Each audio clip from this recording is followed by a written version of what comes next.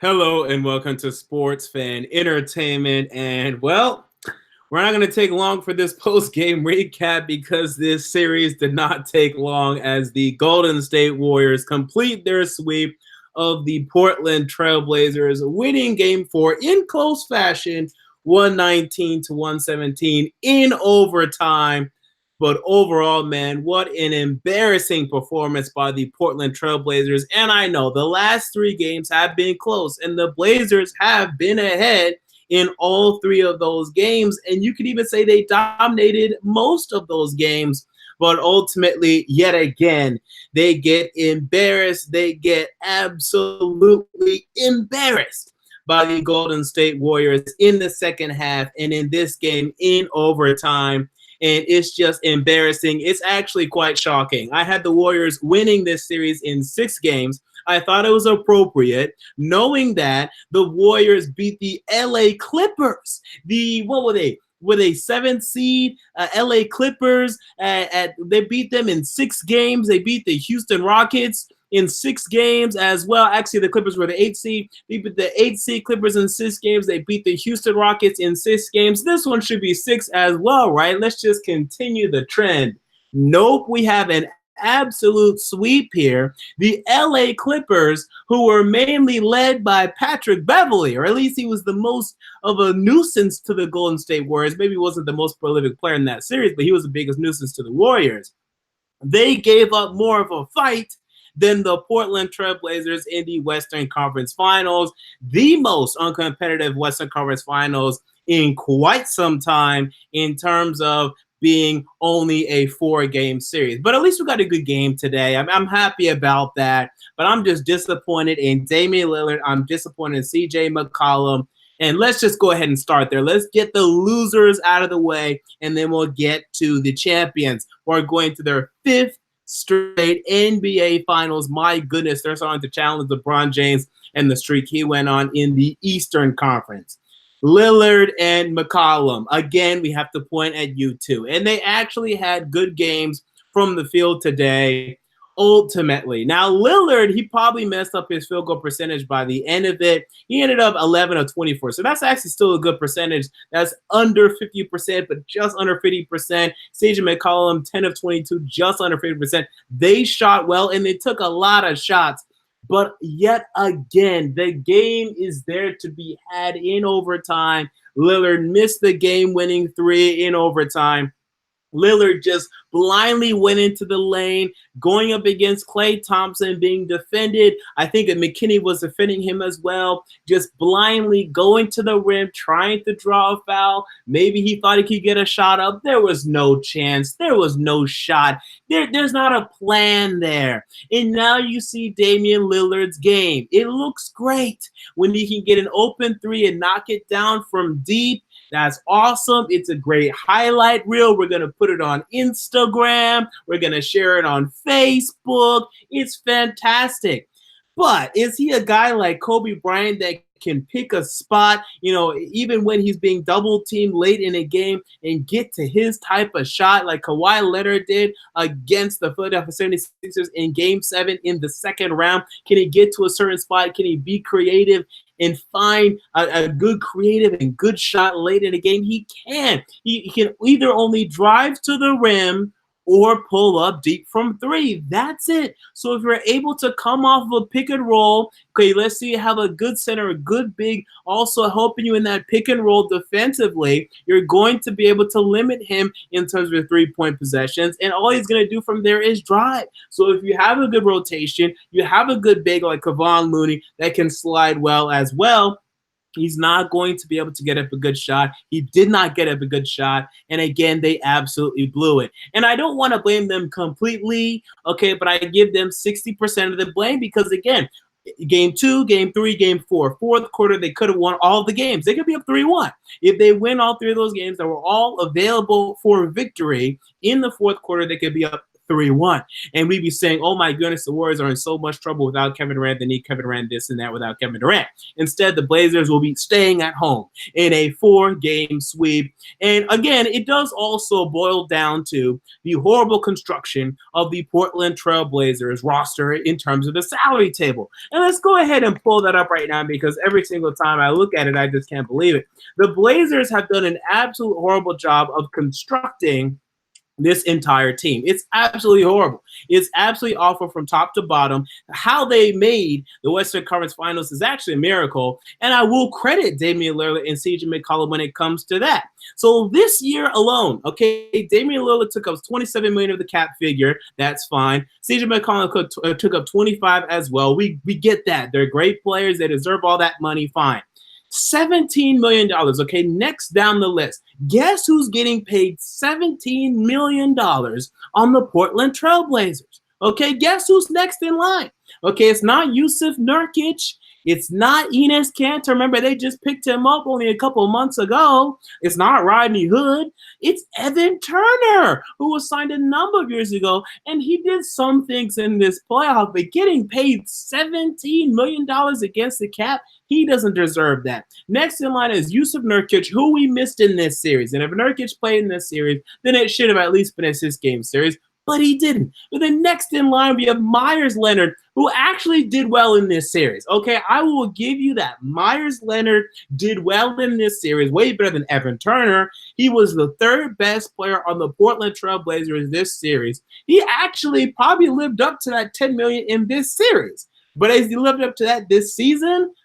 Absolutely not. Okay, not worth that $10 million. Next in line, Maurice Harkless, also $10 million. What?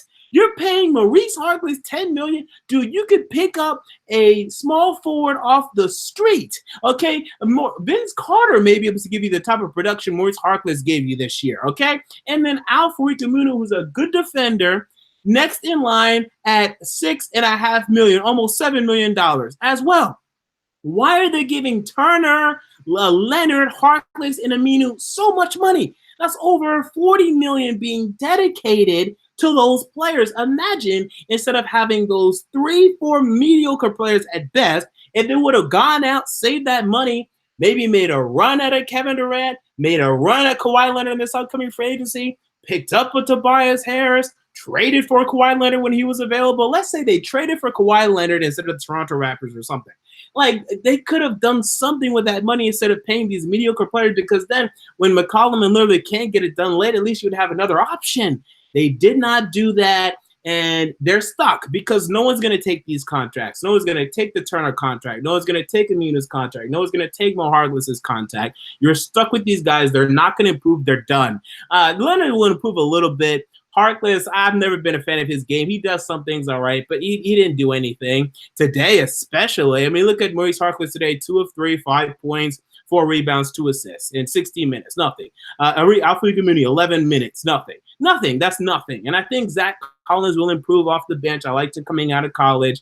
And Rodney Hood, he did some things in terms of being a nice pickup. But look at these. The pickups like Rodney Hood and Enes Kanter are way more valuable than the $45 million you invested in Harkless, Aminu, and company. I mean, it's just ridiculous. They absolutely made their own tombstone, and now they're going to live in it. This is what they deserve. In the offseason, they're kind of screwed for the next 2 years until a lot of these guys come off their contracts. They're actually they're 6th right now for the highest payroll in the league. 6th, the Portland Trail Blazers, and they only have 2 players. I mean, let's be honest, they only really have 2 players, then a pretty decent player in Yusuf Nurkic whenever he's playing. Outside of that, most of these players are replaceable, expendable. Enes Kanter, who's really been their 3rd best player since they picked him up in like March or April. Okay, so I don't want to hear about how, a lot of these players are not replaceable. Every single one of the players I said, Lillard and McCollum, are replaceable. Every single one of them, except for Nurkic when he's healthy. He's actually a pretty damn good player. So they made their bed. They're gonna lie in it. Next year they're in trouble too, because a lot of these guys are still on the docket, still on the payroll. So they got to go through another year of Turner, another year of Leonard, another year of Harkless. I think Aminu is actually coming off the books, so at least I don't have to worry about that anymore. But they made their bed. Now they're gonna lie in it. Rest in peace to the Portland Trail Blazers. With that said, we move on to Naked News is the actually other coming off team, the to books. the champion, to the Golden State Warriors, and we have to give them props. We have to give them credit. Stephen Curry, people. And, you know, some people think that he's overrated. Rob Parker, if you watch FS1, he's been going on and on saying he's so overrated. He's the greatest Mirage of all time. I mean, are you kidding me, dog? I mean, let me check what he averaged in this series. He had 37 points today, 11 of 25 from the field, 7 of 16 from three. And I hate it at the end of regulation how he can't just take a game-winning mid-range shot. He has to instead travel to move backwards to shoot a three-point attempt. Like, dog, you had a wide-open mid-range shot, and Steph Curry can hit mid-range shots. Could have won the game right there. It's fine. And he did miss a runner late also in the overtime period. But come on, you saw how valuable he was to the team. And in this series, he averaged 36.5 points per game, 8 rebounds, 7 assists on 47% field goal shooting, and 42.5% three-point shooting, 94.5% free throw shooting.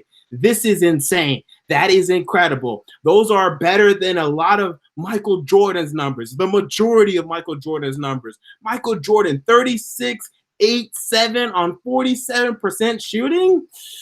Only 1 or 2 or maybe 3 of Michael Jordan's playoff series rival those numbers, people. Those are great numbers. And Kawhi Leonard put up numbers similar to this, I want to say, in his first series against Orlando. So in these playoffs. So, I mean, Steph Curry is incredible. Klay Thompson, and today he didn't shoot well. Actually, he was 7 of 21. He did not shoot well in the last game either, but he made plays when he had to, especially defensively. But Draymond Green, we got to get to Draymond Green. And, you know, this is where it begins to feel like a big three. Right? We've never really said the Warriors are a big three, right? We know Draymond is the ugly duckling. He's the lost child. He's a forgotten child. He's a redheaded stepchild.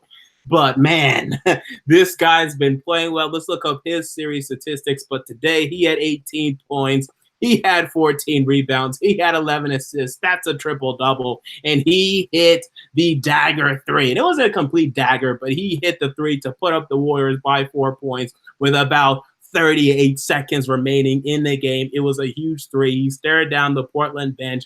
He is invigorating this team, and he's playing smarter than ever. He's not getting technical fouls. He's not flopping as much. He's becoming much more tolerable, so I'm liking his game a lot more. And for this series, 16.5 points per game, 12 rebounds a game, 8.8 assists per game, and 54% from the field. Fantastic numbers for Draymond Green. And wow, and again, we have to get to this. Are the Warriors better without Kevin Durant? Well, I can tell you this: Draymond Green is, Klay Thompson is, mostly, and Stephen Curry most definitely is. And not only that, what about the supporting cast for the Warriors? I mean, we're getting to pretty much the whole team is better without him. They all play better individually. The thing is, with him, we just know you're not going to beat them 4 times out of 7. This team, you can still see a way to beat them 4 times out of 7. But yeah, Jordan Bell did his thing. He got 7 points today. He was 3 of 5 from the field. Kevon Looney. Man, this guy's playing so well. I hated Kevon Looney coming out of college. I thought he was so awkward. I did not think he was going to translate to the NBA. But for the role he's playing for the Golden State Warriors, it's beautiful. He's not being asked to do too much. He's being asked to be a good rebounder, put back shots, be good off of the pick and roll. And he can do that. He can provide that. He's been doing that for this team. How about Quinn Cook coming in, hitting a couple shots as well? And Alfonso McKinney, who started today in absence of Andre Iguodala. And I thought without Andre Iguodala, the Warriors would have no chance of winning this game, or at least a very subdued chance. Did not matter. McKinney gave them Andre Iguodala production in terms of 12 points. Didn't get many rebounds, steals, or blocks, but he made some nice defensive plays there. You saw him at the end of the game, switching on Lillard, switching on McCollum, causing problems for them on the offensive end. He made his impact known. So McKinney stepping up, Jordan Bell stepping up, Kevon Looney stepping up, Cook is coming and doing his thing. Livingston probably had his best game of the playoffs with 8 points. So, man, are the Warriors better without Kevin Durant? It's just an interesting discussion. I will say this. Each player individually plays better without Kevin Durant. Okay, so that's 100% true. But that other team, there is no way you could beat that team in 4 games. Beat that in terms of series. You could beat them 4 times out of 7. There was no way. This team, you could, okay? If you can get Steph cold, okay? And he's going to get cold. He did not have one bad game in this series. He's going to have some bad games against presumably the Milwaukee Bucks, but the Toronto Raptors may come back. We'll keep our eyes on that, right? So he's going to have some bad games, and any bad game he has, they're going to lose. Like, unless if Clay really went off. So maybe Clay got like 30 or 40 and Curry was just only got like 10 or something, then maybe they win. But right now, Curry is absolutely putting this team on his back, and he is leading the charge. And again, I said this on my podcast. I hate to reiterate this again and again and again. But the thing that people forgot, dude, Curry and Clay, they're in their primes now. They're better than they were 3 years ago. Like, playing with Kevin Durant, they haven't shown that, but they're older, they're more mature, they're experienced, they're in their athletic and mental primes. They understand the game better. They're shooting more efficiently. They're better now than they were 3 years ago. Steph Curry is in his freaking prime. This is Steph Curry's prime right now, and that is scary. So we're going to see. If you would have asked me before this series, okay, I had the Warriors winning the series. If you would have asked me before the series, who do you have, Bucks or Warriors? I said I would have the Warriors, but I'm really against it. I really want to pick the Bucks. I'm feeling much more comfortable the Warriors are going to get this done. Even though the Bucks are still very dangerous, they are a force to be reckoned with. The Warriors, they're showing that championship mettle, that championship toughness. They want this thing. They don't have championship fatigue. Draymond is putting it 100%, and it is dangerous. It is scary. In Milwaukee, I'm not sure how they're going to respond when they go up against a threat like this, or Toronto if they make it there, because Milwaukee doesn't have the experience of being in the NBA Finals. Will they have the type of championship medal and pedigree and perseverance and effort on a play-to-play basis? We will see if it's Milwaukee or Toronto. But you got to feel good about the Warriors right now. A sweep of the Portland Trail Blazers, 5-0 without Kevin Durant, and they finished that Game 5 without Kevin Durant in Houston. Or now not in Houston, in Golden State, when it appeared Houston was going to come back and win that game. Kevin Durant got hurt, and then Golden State sealed the deal, and then they won Game 6, and then they swept the Portland Trail Blazers. Without Kevin Durant, they've been on a roll, and it's a scary roll to watch. Indeed, it is scary to me. 5th straight appearance, finals appearance for the Golden State Warriors. And it is a very, very, very scary thing. Kevin Durant is out of here. Okay, he is so long gone. But I think the Warriors aren't going anywhere, people. If I'm the Warriors, I have no problem letting Kevin Durant go. You re-sign Klay Thompson tomorrow, okay? And you just go out in free agency and you sign some stupid small forward that wants to come join your team for a year or two, okay? That will take the mid-level exception. Or you bring back Boogie Cousins. Boogie Cousins might come back and you'll be all right. Or maybe you just say, screw Boogie Cousins. We just want someone that's going to come, know his role, and shut his mouth, okay, as The Rock would say, because the system's pretty freaking good. The system's working, dog.